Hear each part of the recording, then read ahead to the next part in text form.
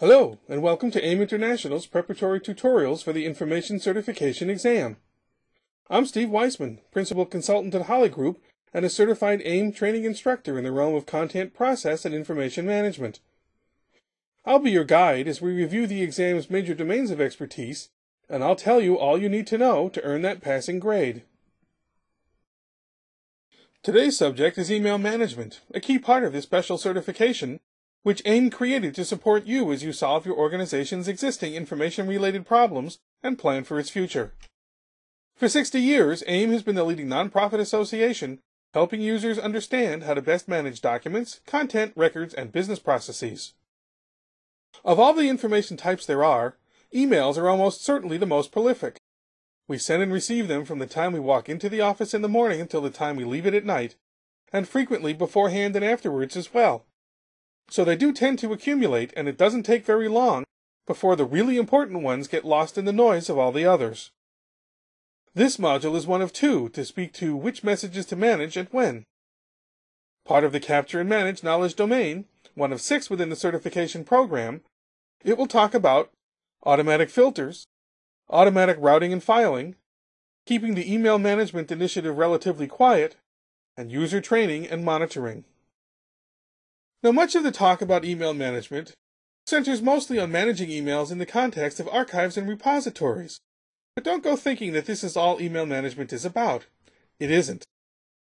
A big part of it also lies with managing the messages as they come and go, not just finding them a place to put them after they come home to roost. Smart systems, or should I say smart organizations using these systems, will set things up so emails being received and sent are filtered, so any bad stuff can be screened out and anything that's not supposed to leave stays in. Spam blockers are the obvious examples of this, even though we don't think of them as email management tools per se. But they really are, and we've been using them for so long now that we don't even think twice about them. Well, imagine applying the same principle in reverse to compliance documents. In this scenario, the system would examine an outgoing message to look for attachments or keywords that may indicate it shouldn't be transmitted over such an unsecured channel. Or maybe not even at all. So perhaps it matches the path of the attached document to see if it originated in a directory the sender or receiver shouldn't have access to. In these cases, the system would prevent the file from leaving the organization and maybe notify the IT security folks and the powers that be that the event occurred. The ability to automatically route and file incoming messages is management too, and yet another example of something we've been doing forever without really thinking about in the form of creating rules in our email clients and auto-forwarders on our email servers. Operating at the server level means rules can be set globally if desired, and can operate with keywords, attachments, senders, receivers, time of day, out-of-office periods, and metadata of all kinds to ensure the right people are copied, the wrong ones excluded, content is properly stored, and so forth.